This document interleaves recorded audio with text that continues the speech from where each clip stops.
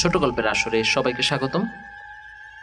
গত পর্বে আমরা শুনছিলাম বিখ্যাত মার্কিন ঔপন্যাসিক হারমান মেলভিলের লেখা তিমি শিকারকে কেন্দ্র করে গড়ে ওঠা একটি উপন্যাস মবি ডিক এর প্রথম পর্ব। মোট 10 পর্বের সম্প্রচারের আজকে দ্বিতীয় পর্বটি থাকছে আপনাদের জন্য। পড়ে শোনাচ্ছি আমি মাহমুদ। প্রথম পর্ব থেকে 10ম পর্ব সকল পর্বের লিঙ্ক ডেসক্রিপশন বক্সে দেওয়া থাকবে। সবগুলো পর্ব আপলোড হবার পরে অবশ্যই লিঙ্ক থেকে যে কোনো পর্ব আপনারা শুনে দেখতে পারবেন। তাহলে আর কথা না বাড়িয়ে শুরু করা যাক হারমান মেলভিলের লেখা অ্যাডভেঞ্চার উপন্যাস মবি ডিক এর দ্বিতীয় পর্ব। কুইকেক দক্ষিণ পশ্চিমের সুদূর এক দ্বীপ কোকোভোকোর অধিবাসী। কোনো ম্যাপে অবশ্য কোকোভোকোর উল্লেখ নেই, খাঁটি জায়গাগুলোর ক্ষেত্রে কখনোই থাকে না। শৈশবে বর্বরেরা যখন ঘেঁষো জমিতে ছুটে বেড়ায় ছাগল সঙ্গে নিয়ে, কুইকেক তখন মনে মনে সিদ্ধান্ত নিয়েছিল খ্রিস্টীয় জগৎ দেখবে।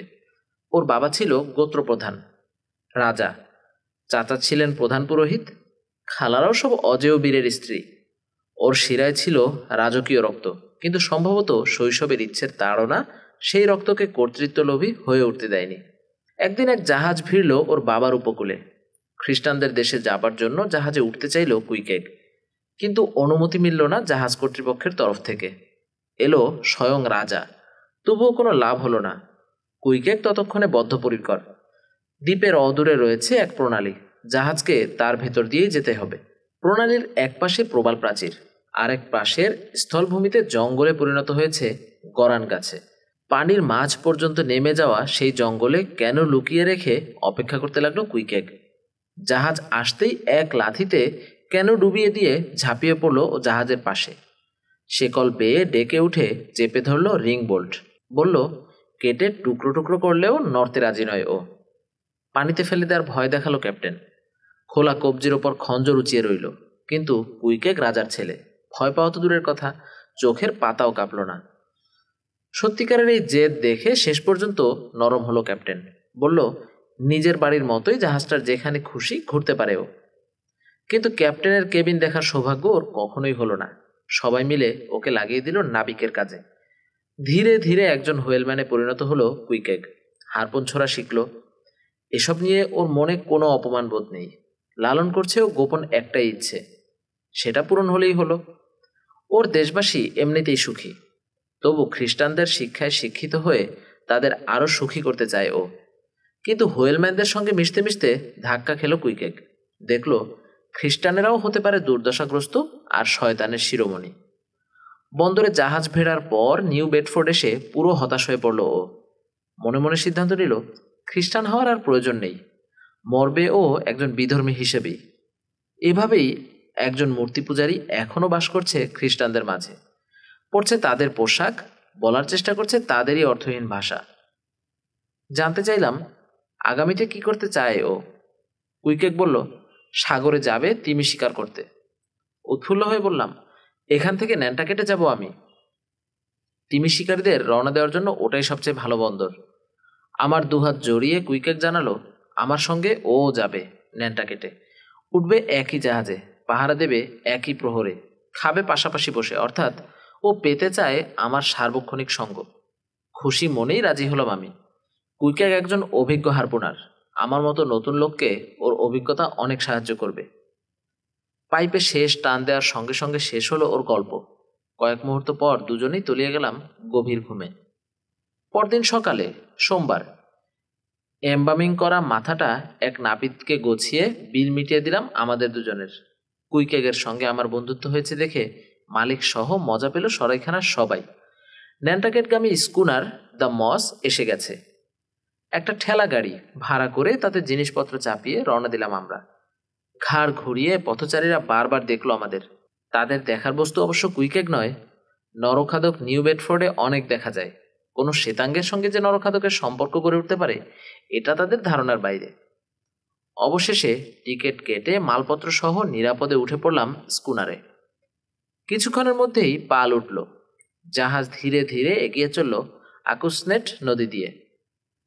বন্দরের সারি দিয়ে রয়েছে তিমি শিকারের জাহাজ। এখানে কষ্টকর একটা অভিযান শেষ মানে আরেকটা শুরু। খোলা পানিতে এসে গতি বাড়ালো স্কুনার। দু চোখ ভরে চারপাশের চমৎকার দৃশ্য দেখছি আমরা। হঠাৎ ঘটল এক কাণ্ড। গেও এক লোক পেছন থেকে টিটকেরি দিতেই হারপুনটা রেখে খপ করে তাকে ধরে ফেলল কুইকেক। এক ঝাঁকুনিতে তার পুরো শরীর উঠে গেল শূন্যে। পর মুহূর্তে 4 হাত পায়ে ডেকে আছড়ে পড়ল বেচারা।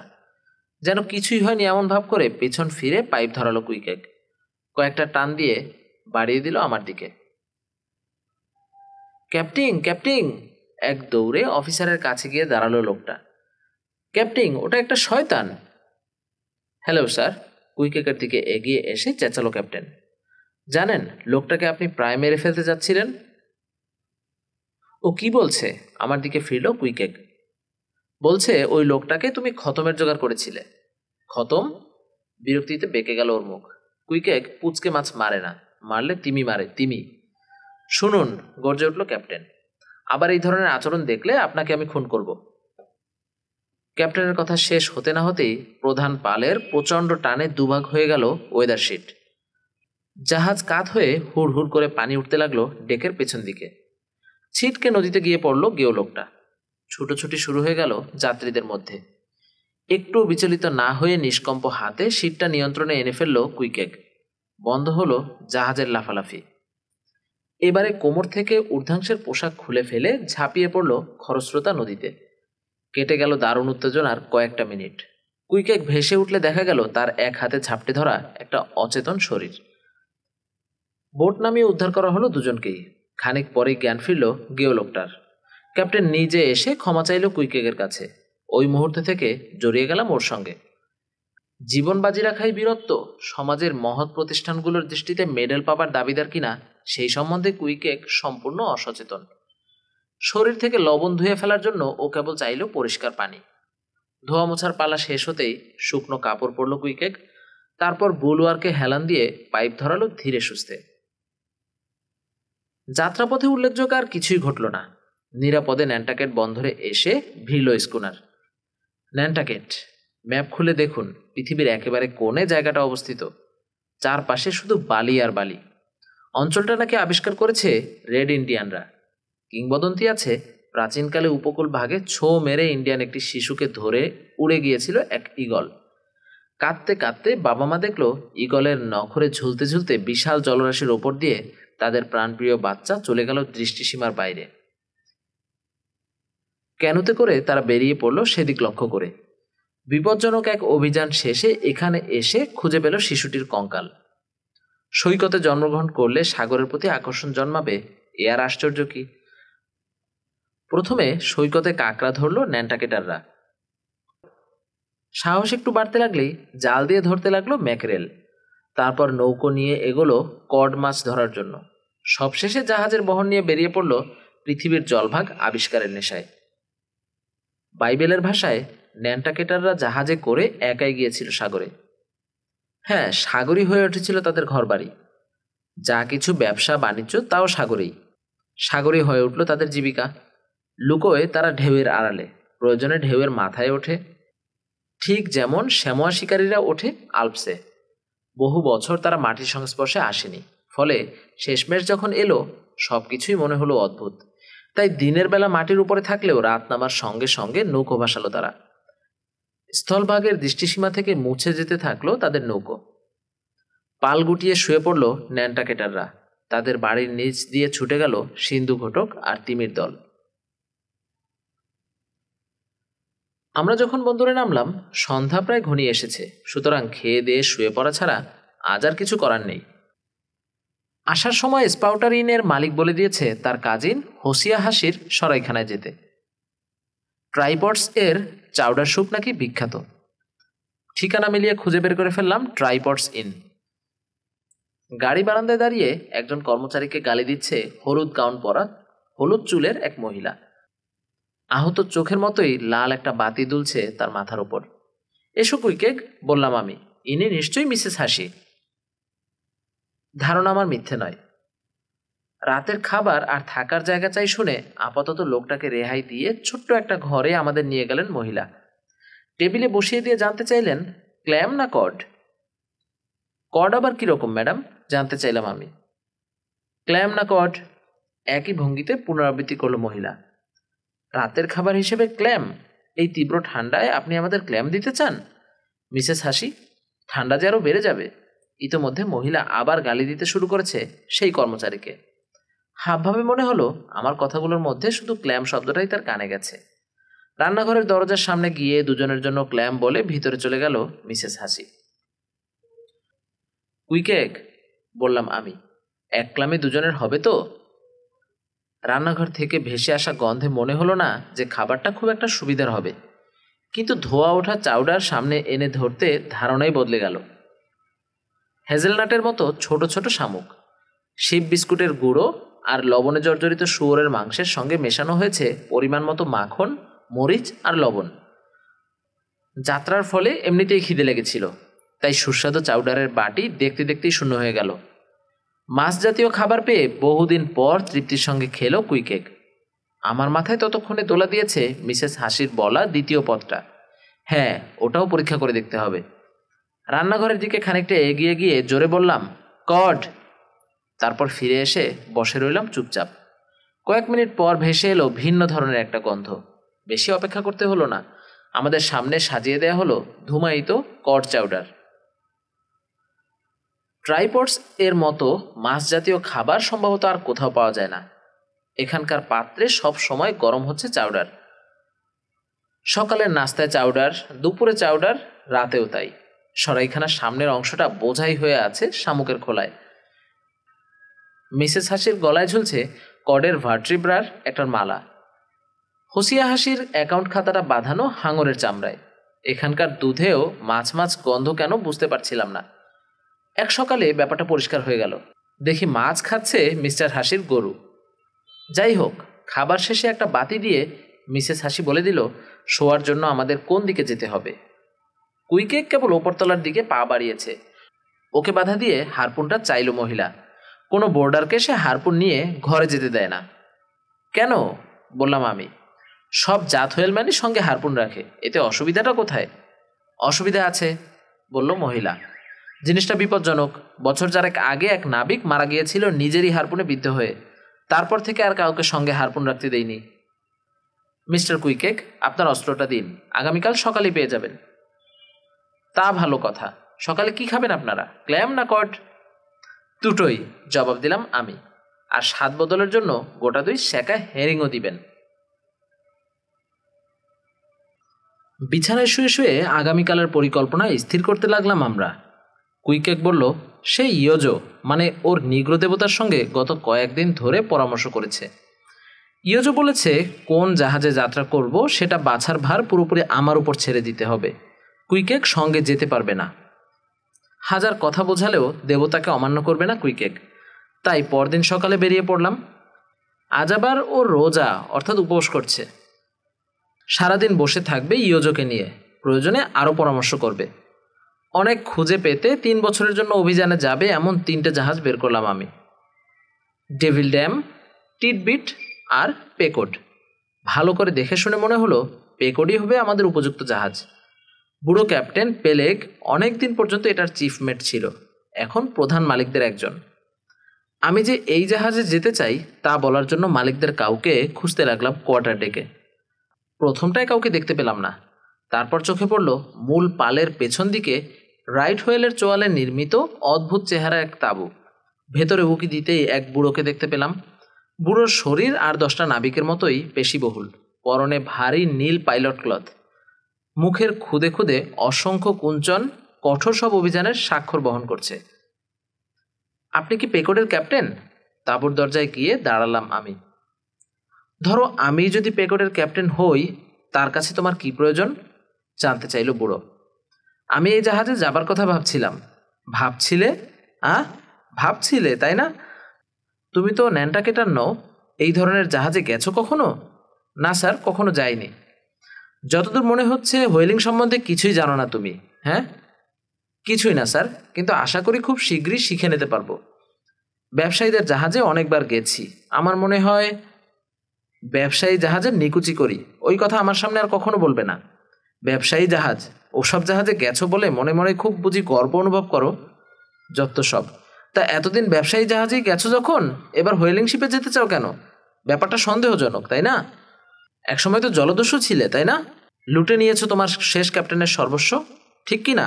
এবার বুঝি জাহাজ সাগরে গেলে সব অফিসারকে খুনের মতলব করছো? প্রতিবাদ করে বললাম যে এসব আমি কখনোই করিনি বা ভাবিনি। ক্যাপ্টেন পেলেগের বলার ভঙ্গিতে রসিকতার ছোঁয়া থাকলেও বুঝতে পারলাম বিদেশি কাউকেই বিশ্বাস করে না সে। কিন্তু হুয়েলিংয়ে যেতে চাও কেন? তোমাকে জাহাজে নিতে চাইলে এই কথা তো আমার জানতেই হবে।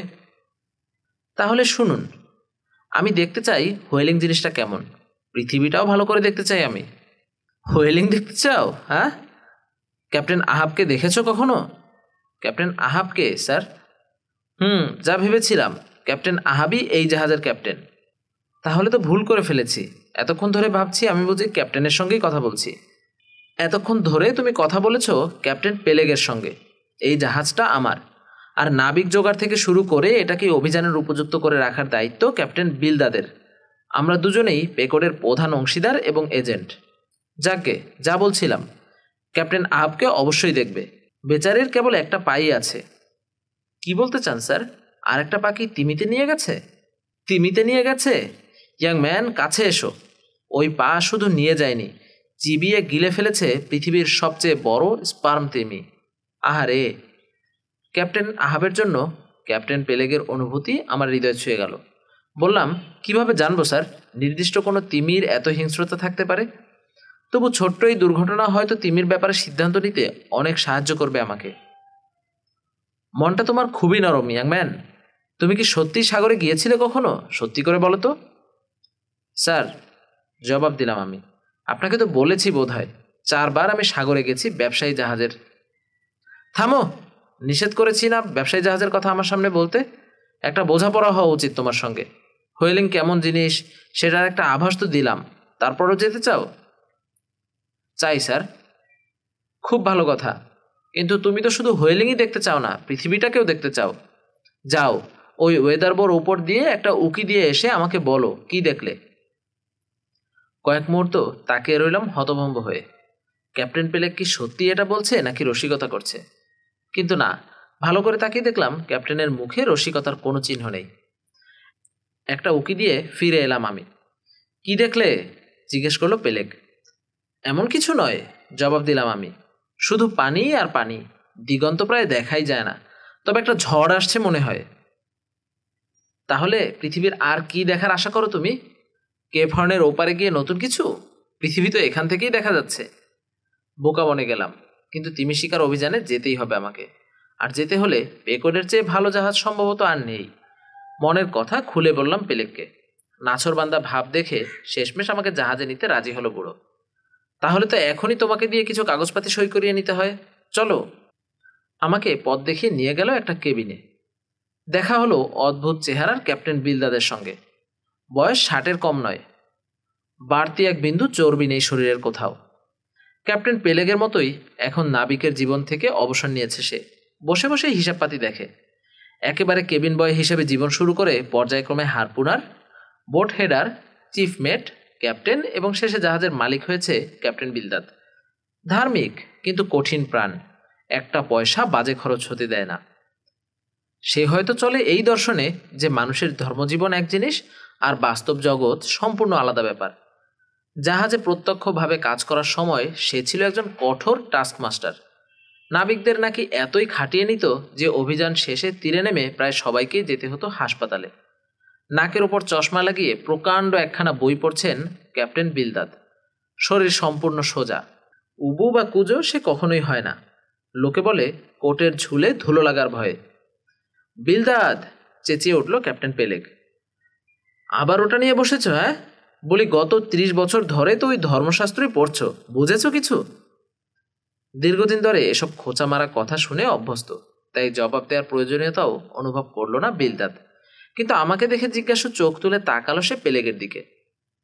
এ আমাদের জাহাজে যেতে চায়? চাও বুঝি? সরাসরি আমার দিকে তাকিয়ে জিজ্ঞেস করলো বিলদাদ। হ্যাঁ, জবাব দিলাম আমি। ওকে কেমন বুঝছো বিলদাদ? জানতে চাইল পেলেগ। কাজ চলবে বলে মাথা নামিয়ে বিড়বিড় করে আবার বই পড়তে লাগলো ক্যাপ্টেন বিলদাদ। একটা আলমারি খুলে কাগজপাতি নিয়ে টেবিলে গিয়ে বসলো পেলেগ। সঙ্গে সঙ্গে নানা রকম চিন্তা ভিড় করে এলো আমার মাথায়। ইতিমধ্যে জেনেছি হুয়েলিং জাহাজে কোনো মজুরি দেওয়া হয় না, তবে পরিশ্রম আর পদ অনুসারে ক্যাপ্টেন থেকে শুরু করে লাভের একটা অংশ পায় সবাই। এই পারিশ্রমিককে বলে লে। যেহেতু আমি হোয়েলিংয়ে নতুন, খুব বেশি লে আমার হবে না, তবে সাগর যাত্রার অভিজ্ঞতা রয়েছে যখন, আমাকে তো দেওয়া উচিত অন্তত 275 লে, অর্থাৎ নেট লাভের 275 ভাগের 1 ভাগ। সবাই জানে 275 লে কোনো অংশই প্রায় নয়, তবু নাইমামার চেয়ে কানামামা ভালো। যতটুকু পাই আমার কাপড় চোপড় খরচা চলে যাবে মনে হয়। তাছাড়া 3 বছরে থাকা খাওয়ার জন্য একটা পয়সাও দিতে হবে না। এই জাহাজের রয়েছে অনেক অংশীদার, প্রধান অংশীদার 2 জন, ক্যাপ্টেন পেলেগ আর ক্যাপ্টেন বিলদাদ। এছাড়াও রয়েছে অনেক বিধবা, পিতৃহীন সন্তান, এমনকি চ্যান্সারি ওয়ার্ড। কেউ হয়তো পাবে বড়সড় একটা তক্তার দাম, আবার কেউ বা গোটা কয়েক পেরেকের। তবে এতে অবাক হবার কিছু নেই। আপনারা যেমন টাকা খাটান স্টক এক্সচেঞ্জে, ন্যান্টাকেটাররা তেমনি জাহাজে। আবার মনে হলো 275 লের কথা। ভাগ্য ভালো থাকলে 200 লেও মিলে যেতে পারে। বইয়ের দিকে তাকিয়ে বিড়বিড় করতে করতেই ক্যাপ্টেন বিলদাদ বলল, বুঝে শুনে লে দিও, আমাদের রাজার ভাণ্ডার নেই এই পৃথিবীতে। বেশ, বাধা দিল পেলেক। তা ক্যাপ্টেন বিলদাদ, এই ছেলেটাকে কত লে দিলে ঠিক হবে বলে মনে হয় তোমার? সে তুমিই ভালো জানো, নিরুত্তাপ কণ্ঠে জবাব দিল বিলদাদ।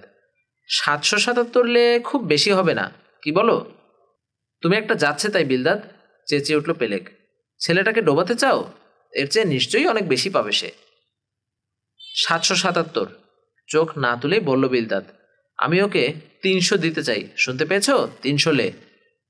ক্যাপ্টেন পেলেক, মন তোমার খুবই দয়ালু, কিন্তু এভাবে বেশি দেওয়ার অর্থ কি অনেক বিধবা এবং এতিমের রুটি রুজিতে হস্তক্ষেপ করা নয়? সুতরাং 777। 777-এর নিকুচি করি, গর্জে উঠল ক্যাপ্টেন পেলেক। এসব বিষয়ে তোমার কথা অনেক শুনেছি, কিন্তু বিবেক বলেও একটা কথা আছে। এত বিবেকবান হলে জাহাজ তো লাটে উঠবে। ক্যাপ্টেন বিলদাদ, তেড়ে গেল ক্যাপ্টেন পেলেক। দ্রুত একপাশে সরে তাকে এড়িয়ে গেল বিলদাদ। শঙ্কিত হয়ে উঠলাম আমি। এও ভাবছিলাম যে জাহাজের অন্যতম প্রধান 2 জনের মতের এত অমিল, সেটাতে যাওয়া আদৌ উচিত হবে কিনা। ক্যাপ্টেন বিলদাদ পালিয়ে যেতে পারে মনে করে ইতোমধ্যে সরে দাঁড়িয়েছিলাম দরজার সামনে থেকে, কিন্তু আমার ধারণা সম্পূর্ণ ভুল। বিলদাদ গিয়ে আবার বসল স্বস্থানে। পেলেগের এই রণমূর্তির সঙ্গে সে যেন খুব ভালোভাবে পরিচিত। ওদিকে পেলেগের হাবভাবে মনে হলো দারুণ হম্বিতম্বি করার ফলে তার রাগ নিঃশেষ হয়ে গেছে। বিলদাদের পাশে এসে বসল সে, সামান্য ইতস্তত করে বলল, ঝড়টা সরে গেছে মনে হয়। বিলদাদ, তুমি তো বর্ষা টর্ষা খুব ভালো ধার করো, আমার ছুরিটা একটু ধার করে দেবে? এই যে নাও। ধন্যবাদ। আর ইসমাইল, তোমার নাম তো ইসমাইল তাই না? তুমি যাচ্ছ আমাদের সঙ্গে, হ্যাঁ, 300 লে হিসেবে। ক্যাপ্টেন পেলেক, বললাম আমি, আমার এক বন্ধুও যেতে চায় হোয়েলিংয়ে, আগামীকাল সকালে নিয়ে আসবো ওকে। নিশ্চয়ই, ওকে এক নজর দেখবো আমরা। সে আবার কত লে চায়? গঙিয়ে উঠল বিলদাদ। ওটা নিয়ে ভেবো না বিলদাদ, বলে আমার দিকে ঘুরল পেলেক। তোমার বন্ধু কখনো হোয়েলিংয়ে গেছে? শুধু যায়নি, অনেক তিমিও মেরেছে ক্যাপ্টেন পেলেক। বেশ, নিয়ে এসো ওকে। কাগজপাতি সই করে রওনা দিলাম আমি। এক সকালের হিসেবে যথেষ্ট কাজ করা হয়েছে। আমি আর কুইকেক দুজনেই পে করে যেতে পারবো, আর কি চাই? কিন্তু বেশি দূর যেতে পারলাম না। যার নেতৃত্বে যাব সেই ক্যাপ্টেনকেই যে এখনো দেখলাম না। অবশ্য এরকম প্রায়ই হয় যে ক্যাপ্টেন জাহাজের নেতৃত্ব গ্রহণ করে একেবারে শেষ মুহূর্তে। কারণ হোয়েলিং এত লম্বা সময় ধরে হয়, বন্দরে থাকাকালীন জাহাজের দিকে আর নজরই দেয় না ক্যাপ্টেন। ব্যস্ত থাকে পরিবার বা নিজস্ব কোনো জরুরি কাজ নিয়ে। যাই হোক, যার হাতে নিজেকে ছেড়ে দেব তাকে দেখার ইচ্ছে হওয়াটা স্বাভাবিক। ফিরে গিয়ে ক্যাপ্টেন পেলেগের কাছে জানতে চাইলাম, ক্যাপ্টেন আহাবকে কোথায় পাওয়া যাবে? ক্যাপ্টেন আহাবের কাছে কি প্রয়োজন? তোমাকে তো নিয়েছি আমরা। হ্যাঁ, তা ঠিক, কিন্তু তাকে একবার দেখার ইচ্ছে হচ্ছে। এখন তার দেখা পাবে বলে মনে হয় না। কি হয়েছে ঠিক জানি না আমি, কেবিন থেকে বেরোতেই চান না। এক ধরনের অসুখ বোধ হয়, কিন্তু অসুস্থও মনে হয় না। সত্যি বলতে কি, অসুস্থ তিনি নন, আবার সুস্থও বলা সম্ভব নয়। এক অদ্ভুত মানুষ এই ক্যাপ্টেন আহাব। কেউ কেউ তাই ভাবে, তবে মানুষ তিনি ভালো, তোমার খুব পছন্দ হবে। না না, ভয়ের কিছু নেই। তিনি এক অভিজাত দেবতার মতো মানুষ, অথচ ধার্মিক নন। বেশি কথা বলেন না, কিন্তু বললে তোমাকে শুনতে হবে। মনে রেখো, আহাব সাধারণের অনেক ওপরে। তিনি কলেজে পড়াশোনা করেছেন, গেছেন নরখাদকদের দেশে। মহাসাগরের ঢেউয়ের চেয়েও গভীর রহস্য দেখে তিনি অভ্যস্ত। তার বর্ষার নিশানা নির্ভুল। ক্যাপ্টেন বিলদাদ নন তিনি, ক্যাপ্টেন পেলেগো নন, তিনি হলেন আহাব। নিশ্চয়ই জানো, প্রাচীনকালে আহাব নামে এক রাজা ছিলেন। খুব শয়তান ছিলেন সেই রাজা। মারা যাবার পর তো তার রক্ত কুকুরে চেটে চেটে খেয়েছিল, তাই না? এসো কাছে এসো, আরও কাছে। ক্যাপ্টেন পেলেগের সুরে এমন কিছু একটা ছিল যে রীতিমতো চমকে গেলাম আমি। পেকোডে ওই কথা কখনো উচ্চারণ করবে না, অন্য কোনো জায়গাতেও না। ক্যাপ্টেন আহাব তো আর নিজে রাখেনি তার নাম, রেখেছে তার অশিক্ষিত বিধবা মা। আহাবকে মাত্র 12 মাসের শিশু রেখে মহিলা মারা যায়। লোকে রটিয়েছে আহাব ভবিষ্যতে কেমন হবে বুঝতে পেরেই নাকি ওই রাজার নামে তার নাম রাখা হয়েছিল। আমি তোমাকে সাবধান করে দিতে চাই, কথাটা মিথ্যে। ক্যাপ্টেন আহাবকে আমি অত্যন্ত ভালোভাবে চিনি। অনেক দিন আগে আমি তার সঙ্গে সাগরে গেছি মেট হিসেবে। আমি জানি কখনোই তিনি খুব হাসি খুশি থাকেন না। বাড়ি ফেরার সময় কেমন যেন উদ্ভ্রান্ত হয়ে যান, তবে সেটা তার হারানো পায়ের যন্ত্রণায়। আসলে গত অভিযানে পাটা হারানোর পর তিনি কেমন যেন মেজাজি হয়ে গেছেন, হিংস্রও হয়ে ওঠেন কখনো কখনো। তবে মনে রেখো, রসিক বাজে ক্যাপ্টেনের চেয়ে মেজাজি ভালো ক্যাপ্টেনের নেতৃত্বে সাগরে যাওয়া ঢের ভালো। তাছাড়া তার রয়েছে মিষ্টি চেহারার একটি বউ, শুধু তাই নয়, সেই মেয়ের গর্ভে একটা সন্তানও হয়েছে বুড়োর। তাহলে বুঝে দেখো, এরকম বউ বাচ্চাওয়ালা একজন মানুষের পক্ষে কি চূড়ান্ত হিংস্রতা সম্ভব? না না, ক্যাপ্টেন আহাবের নিশ্চয়ই মনুষ্যত্ব আছে। ফিরতে লাগলাম নিশ্চিন্ত মন নিয়ে। অস্পষ্ট একটা দুঃখবোধ জাগলো ক্যাপ্টেন আহাবের জন্য, হয়তো তার হারানো পায়ের কথা ভেবেই। ঠিক বুঝতে পারলাম না, এই দুঃখবোধ কিংবা সহানুভূতির পাশাপাশি কেমন যেন একটা সম্মানও জাগলো। সে এক অদ্ভুত সম্ভ্রম, অবর্ণনীয়, কেবল অনুভব করা যায়। তবে সেই সম্ভ্রম আমাকে ক্যাপ্টেনের আহাবের কাছ থেকে দূরে সরিয়ে দিল না, বরং আরও টানতে লাগলো রহস্যের জাল বিছিয়ে। যাই হোক, অবশেষে আমার চিন্তাধারা গতিপথ পরিবর্তন করলো। ধীরে ধীরে কোথায় যেন সরে গেল ক্যাপ্টেন আহাব।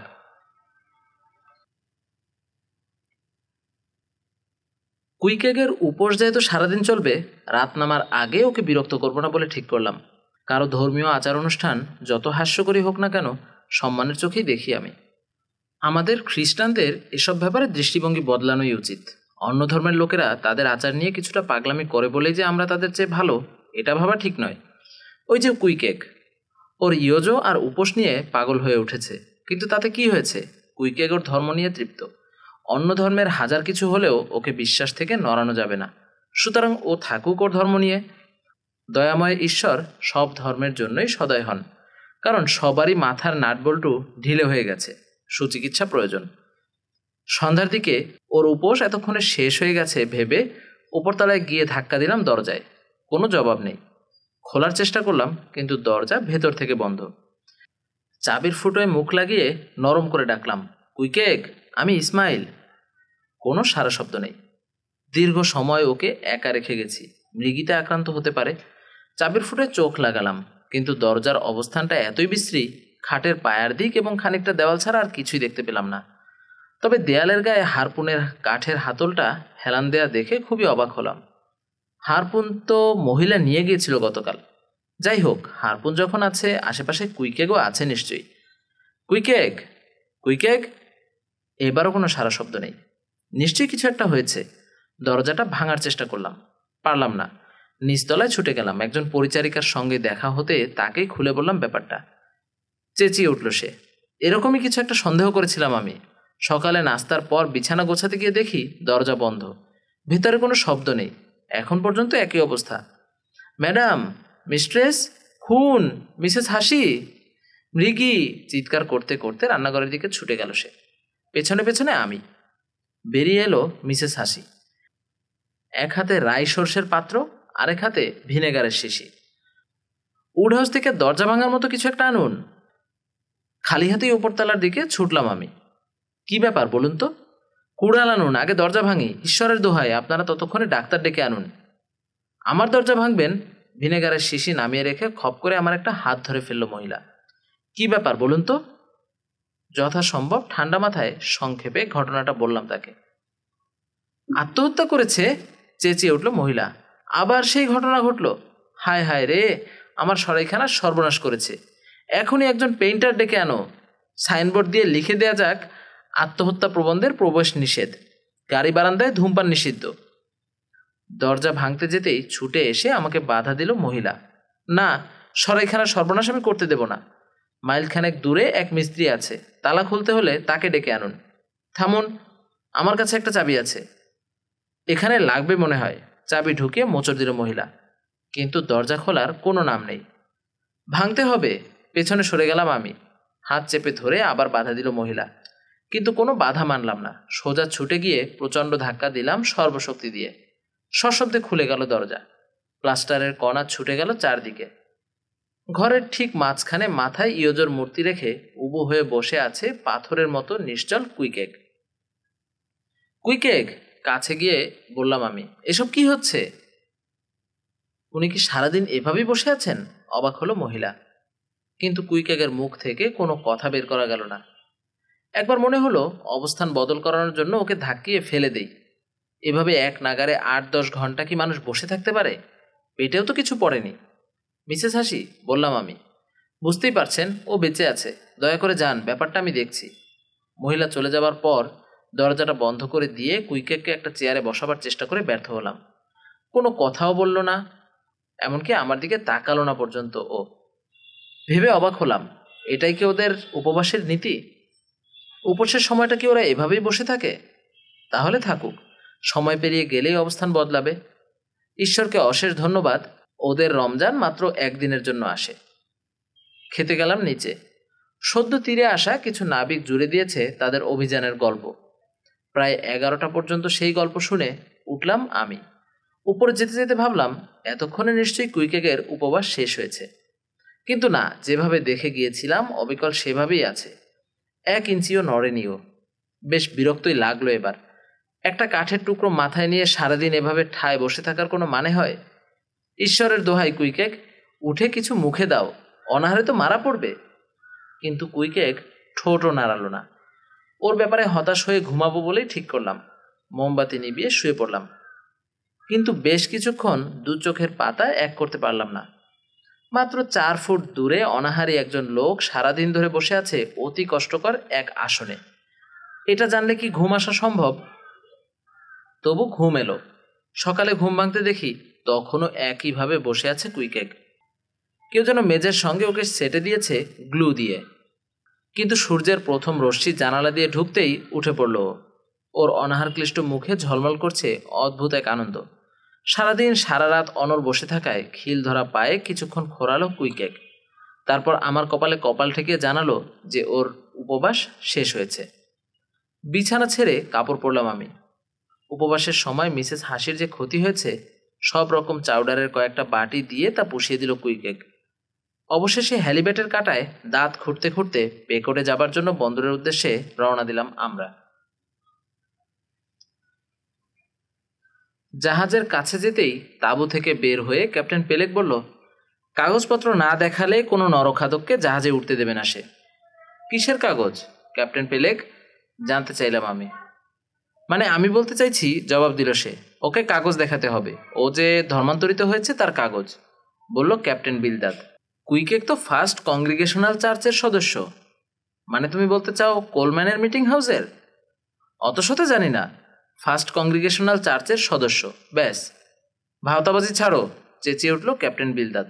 ওখানে ওকে একদিনও দেখিনি। ঠিক করে বলো কোন চার্চ? ফার্স্ট কংগ্রিগেশনাল চার্চ বলতে আমি বোঝাতে চেয়েছি আদি ক্যাথলিক চার্চকে। সেখানে সব ধর্মের লোকই সমান ছিল।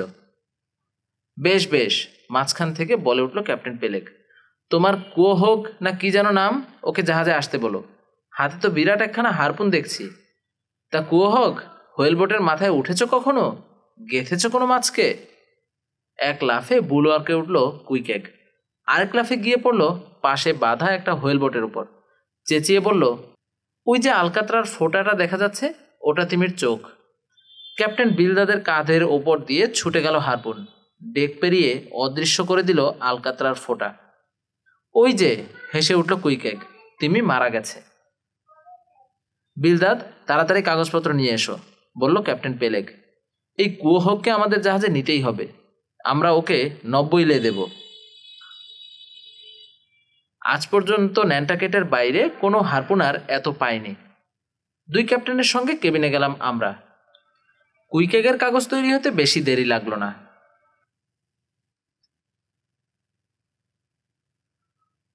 তোমরা কি এই জাহাজেই যাচ্ছ? পেকোট থেকে নেমে পথ চলতে শুরু করেছি আমি আর কুইকেক।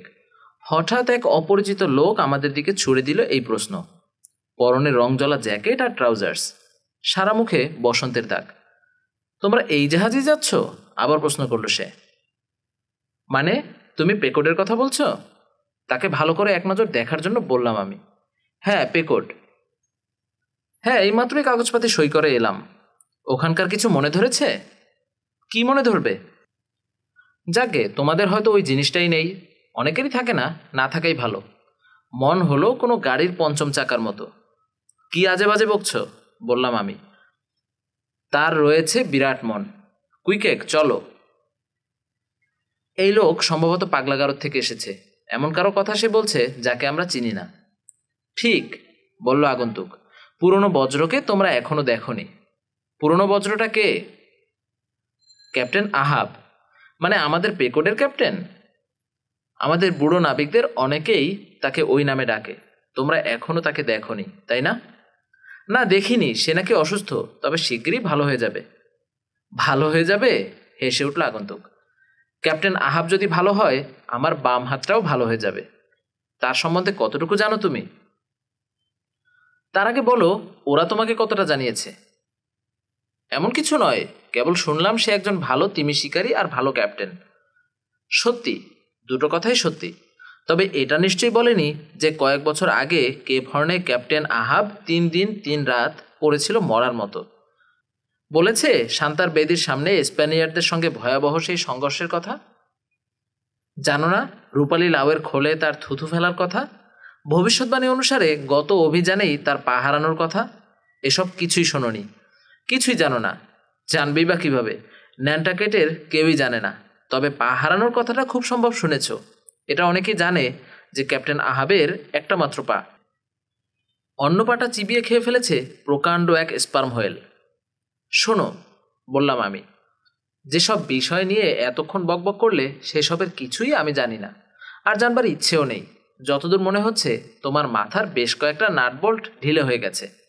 পেকোটের দিকে আঙুল তুলে কয়েক মুহূর্ত কি এক সুখ স্বপ্নে আচ্ছন্ন হয়ে রইল ভিখের চেহারার আগন্তুক। তারপর সামান্য চমকে উঠে ঘুরেই বলল, কাগজপাতি সই করা হয়ে গেছে, তাই না?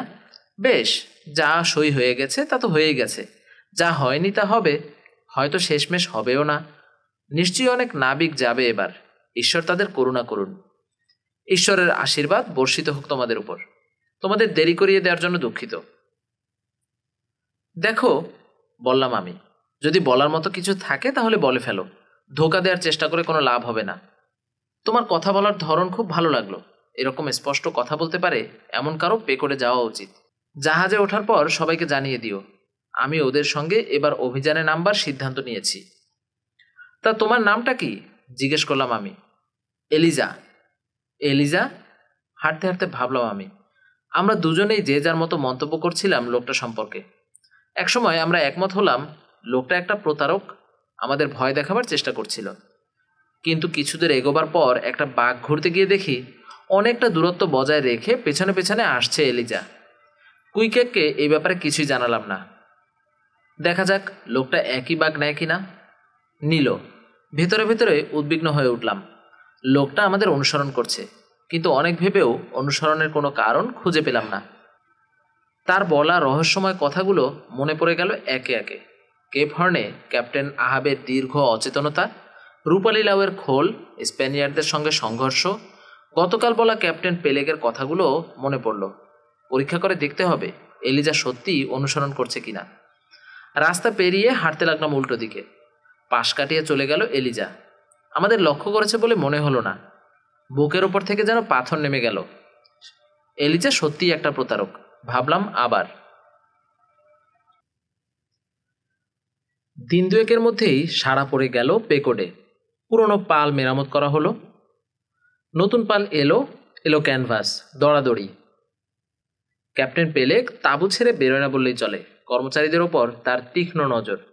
ওদিকে ক্যাপ্টেন বিলদাদ ব্যস্ত ভাড়ারের জিনিসপত্র কেনা নিয়ে। কুইকেকের কাগজ সই করার পরদিন সরাইখানায় নাবিকরা বলাবলি করতে লাগলো যার যার সিন্দুক আজ রাতের মধ্যেই তুলে ফেলতে হবে জাহাজে। জাহাজ ছাড়তে নাকি আর বেশি দেরি নেই। অবশ্য এসব জাহাজ ছাড়বে ছাড়বে করেও দিনের পর দিন পার করে দেয়।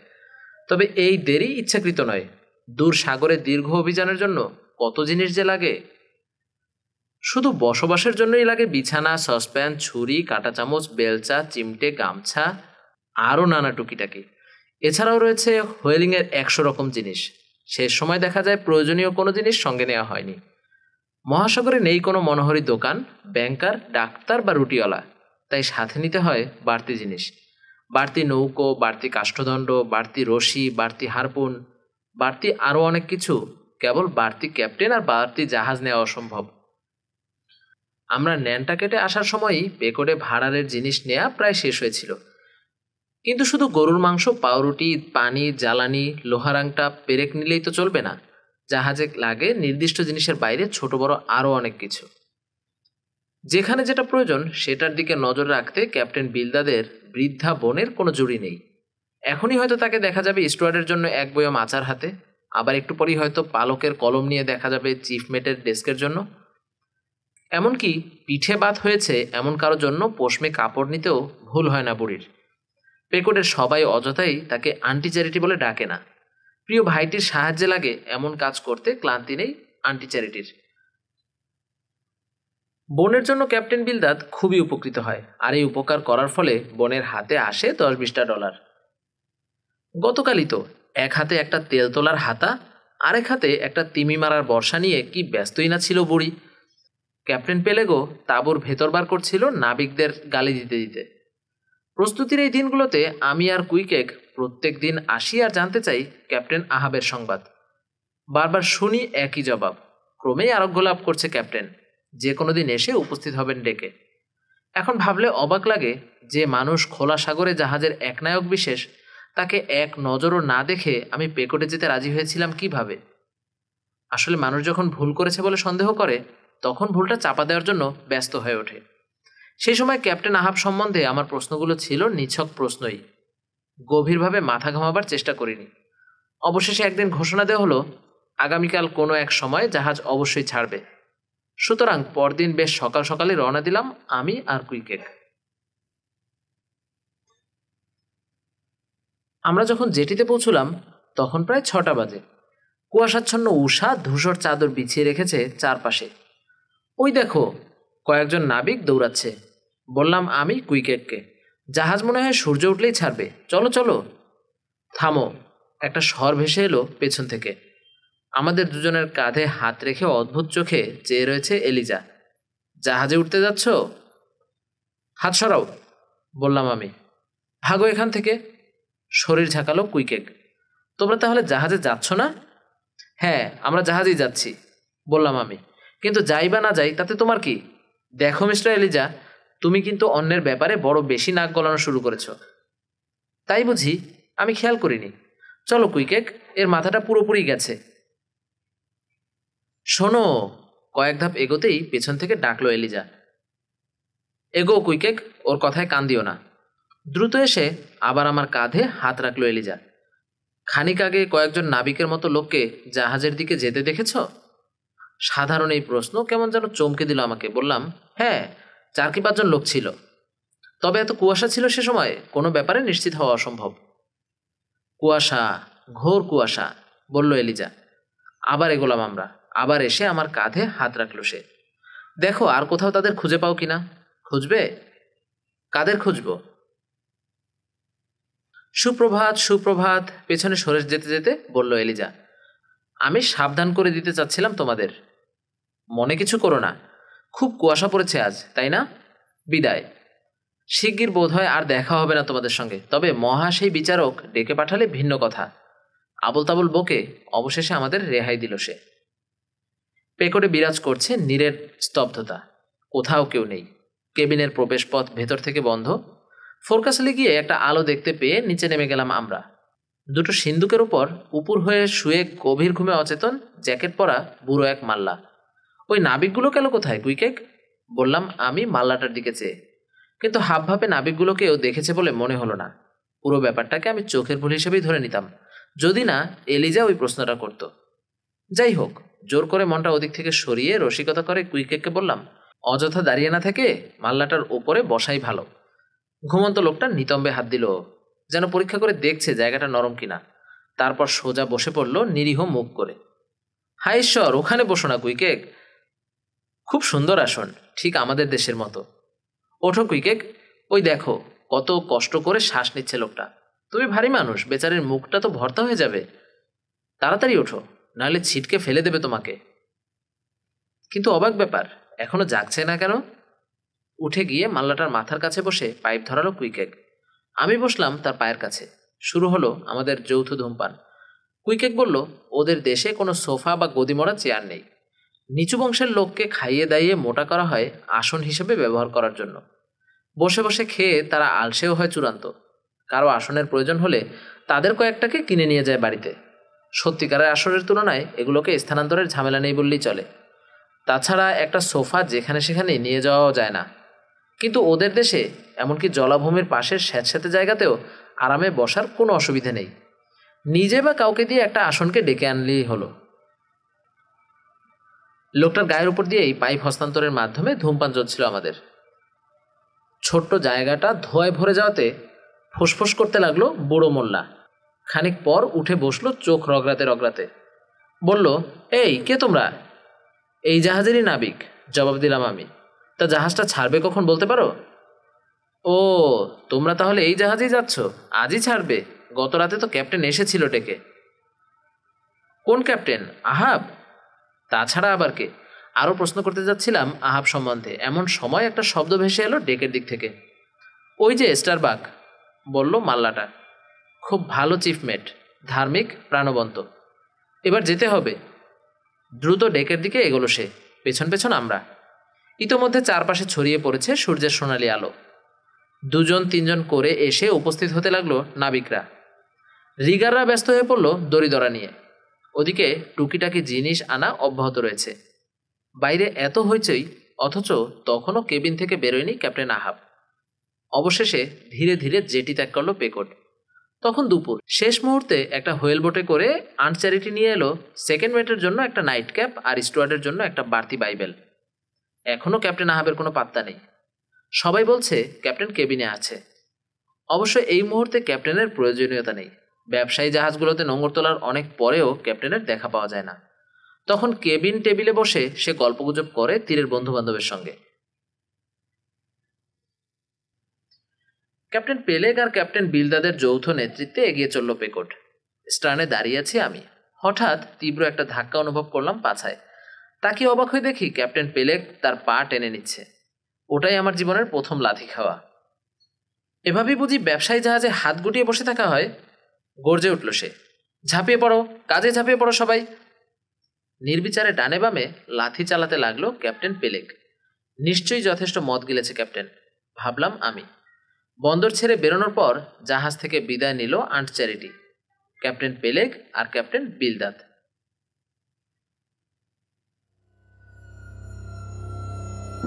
প্রিয় দর্শক শ্রোতা, আপনারা এতক্ষণ শুনছিলেন মার্কিন ঔপন্যাসিক হারমান মেলভিলের লেখা তিমি শিকারের বিখ্যাত উপন্যাস মবি ডিক এর দ্বিতীয় পর্ব।